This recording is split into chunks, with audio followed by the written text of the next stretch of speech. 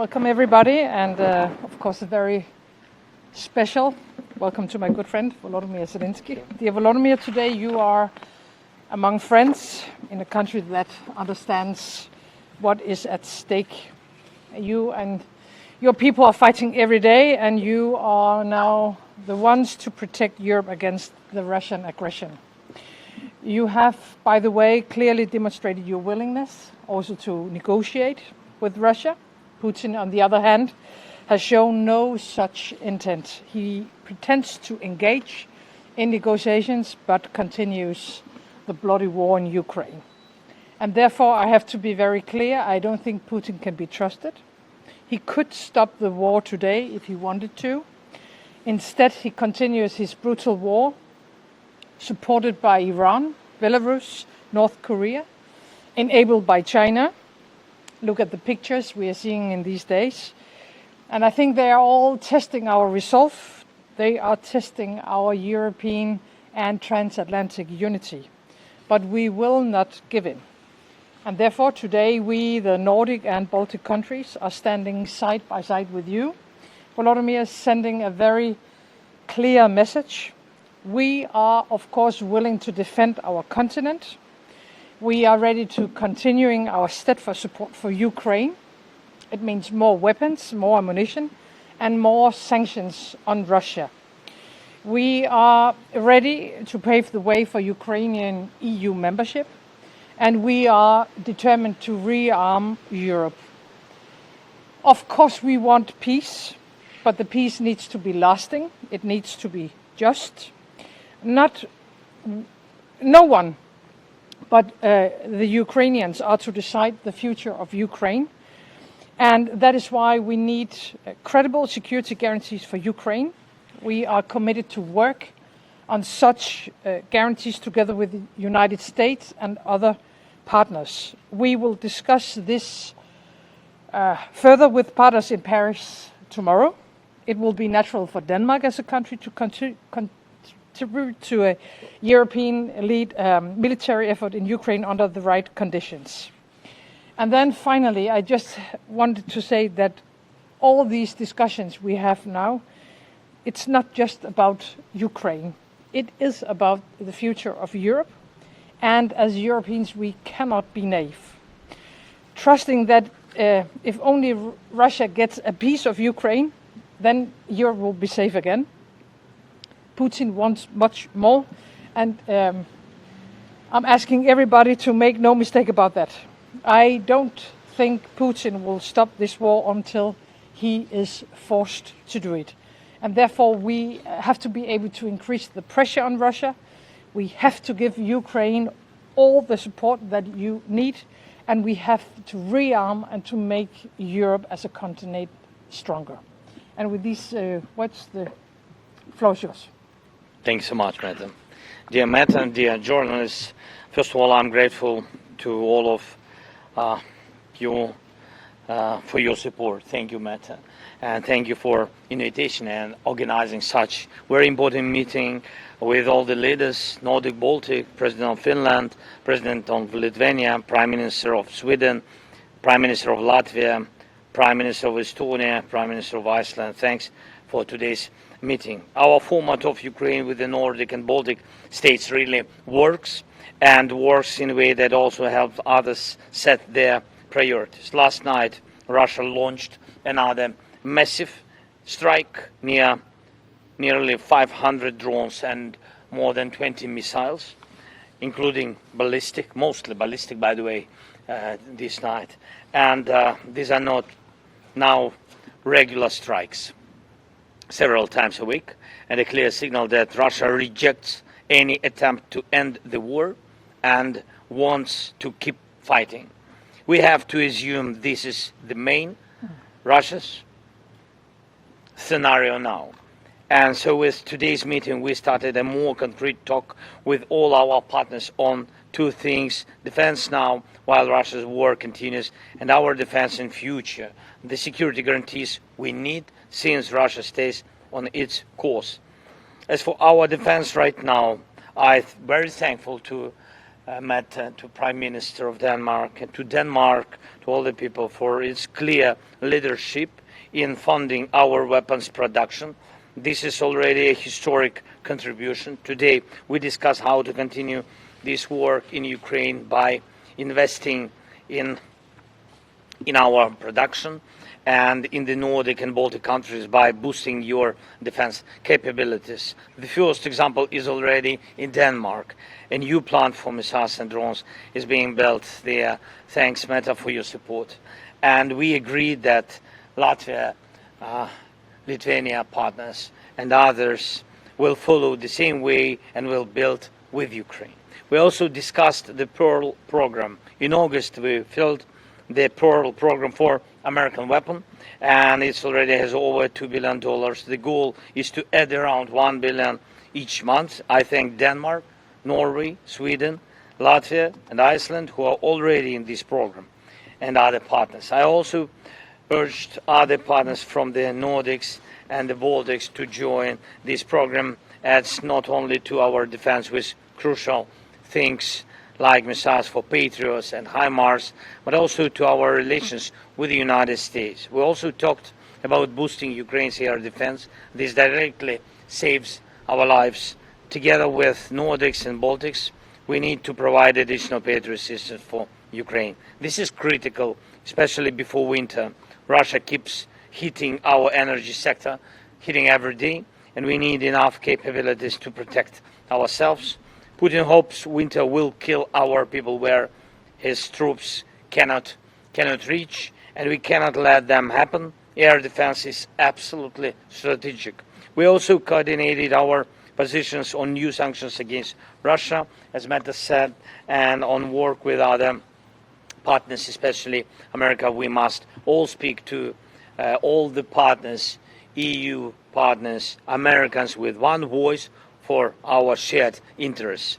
And now about the security guarantees. We are already working both within the coalition of the willings and bilaterally with partners on concrete security guarantees. We also have a solid basis in the form of bilateral agreements, including one with Denmark, and we share the view that Ukraine's future security needs Article 5, like, now it sounds like guarantees. Today we discussed this and with the possible contributions and of each country, and now we will fill it with specifics: who does what on land, in the air, at sea and in cyberspace. Our army is the core of this system, strong and large enough to resist Russia.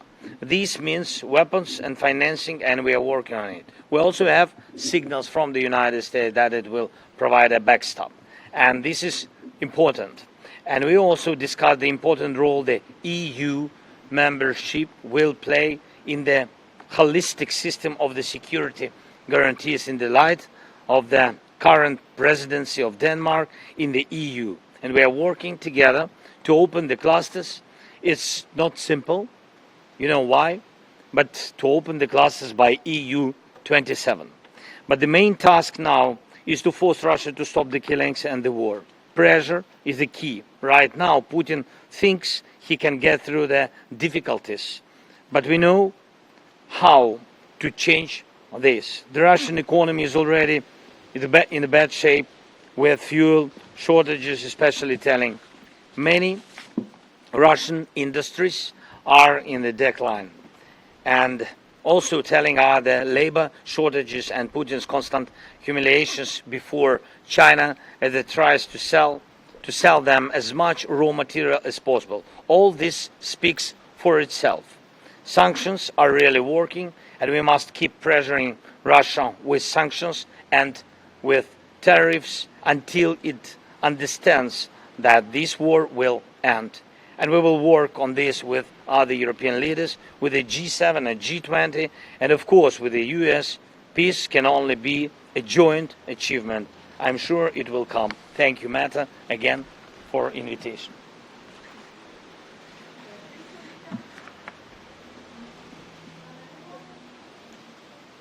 Hello, my name is Nina Kolomiets. I'm from Ukrainian TV channel Inter.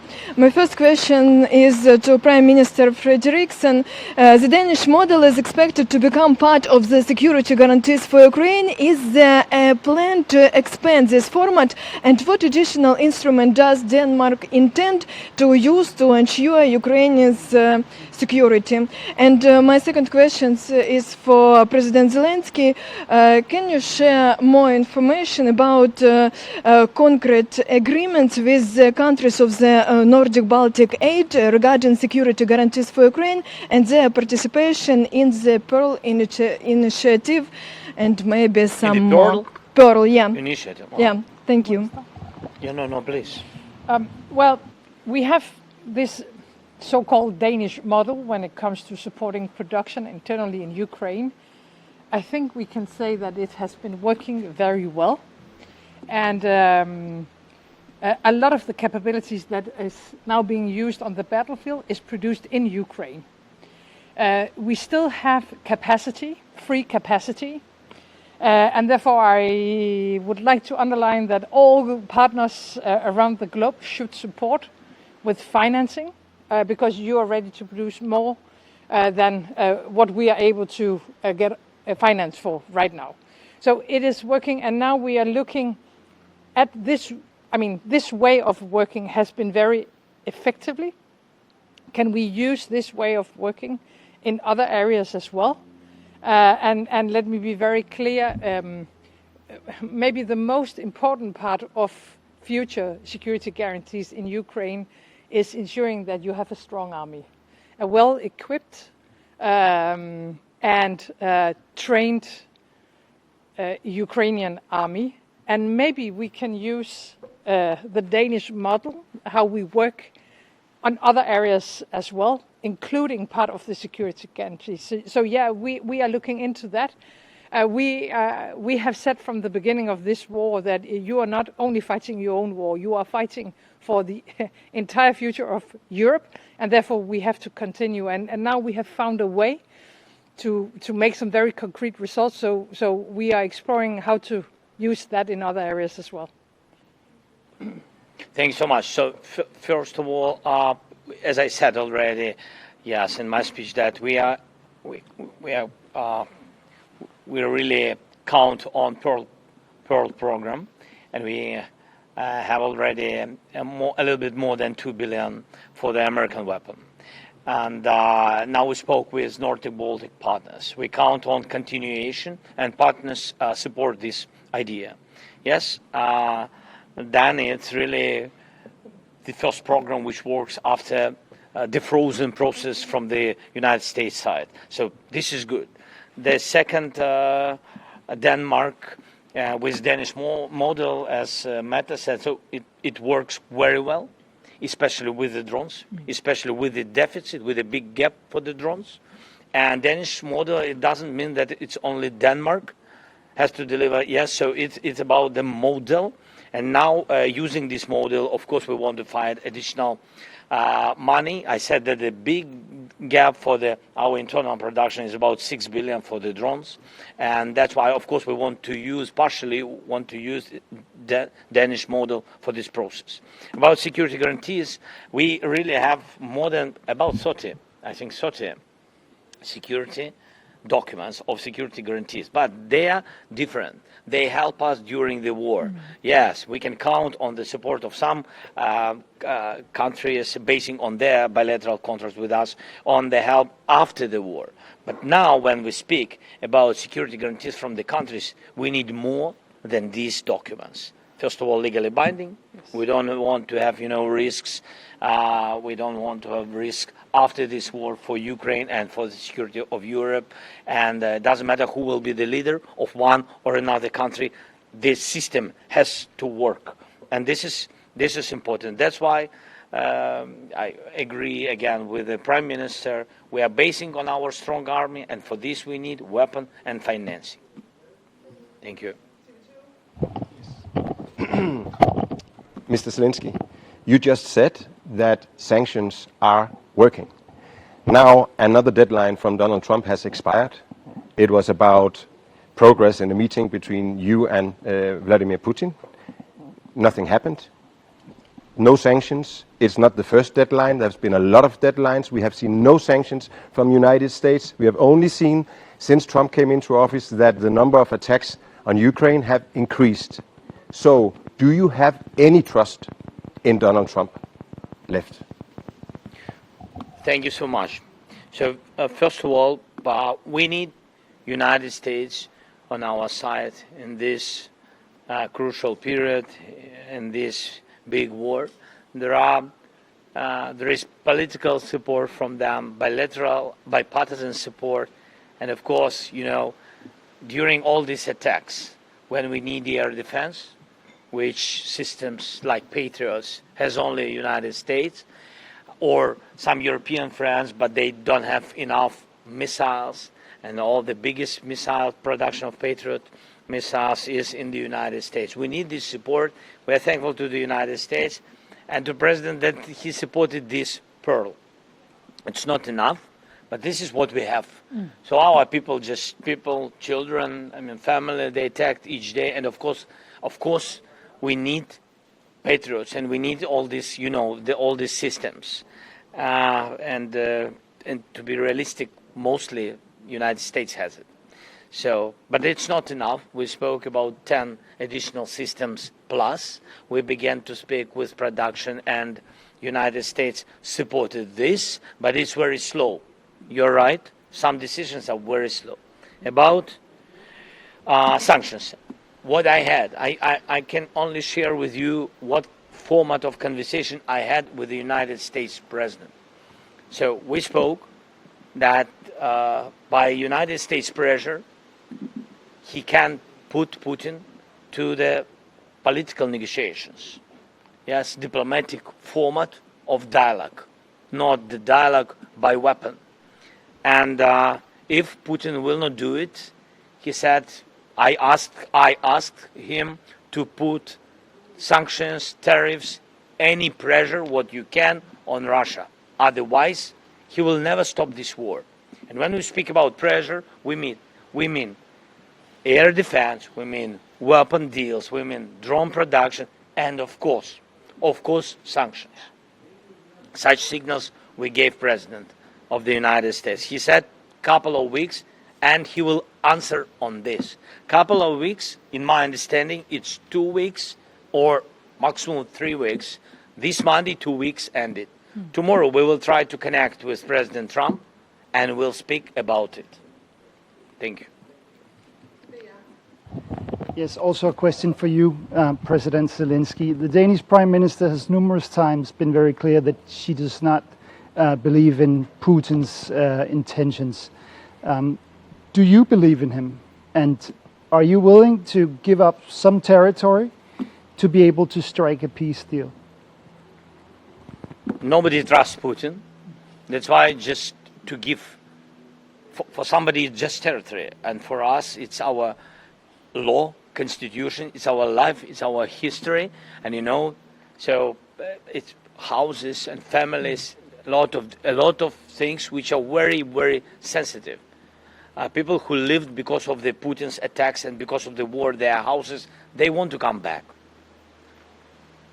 Maybe now, in this day, it's not realistic, but they will come back. They will come back.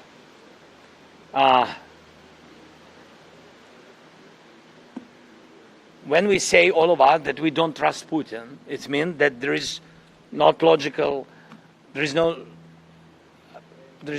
really smart steps of swap the territories, because if you don't trust this person, and he already occupied us partially, but occupied it once, and then after big pause he did, you understand, the full-scale war, it means that even if you will go out, if somebody will support this crazy idea, who can give you guarantees that Putin will not continue? Nobody. He lied so many times, so we can't trust it, and we can't give him our territory. In any case, this is very defended, very strong part of our defending line, and he lost there a lot of people, about 100,000 people, especially on this direction. I mean, Putin lost. So it's understandable that during almost 4 years, he couldn't occupy even 30% of the one region, Donbas region. He couldn't occupy it. It's understandable. So if he will go further, if he will fight, he will need years. I don't know how many years. But he understands that the question is not only in years, not only in time, the question that he will need to lose millions of soldiers. That's why we will not give him such, presence. Og med det løb vi tør for tid. Tak for, I mødte frem. That's it. That's it? Yes. Okay. Thank you. Bye-bye.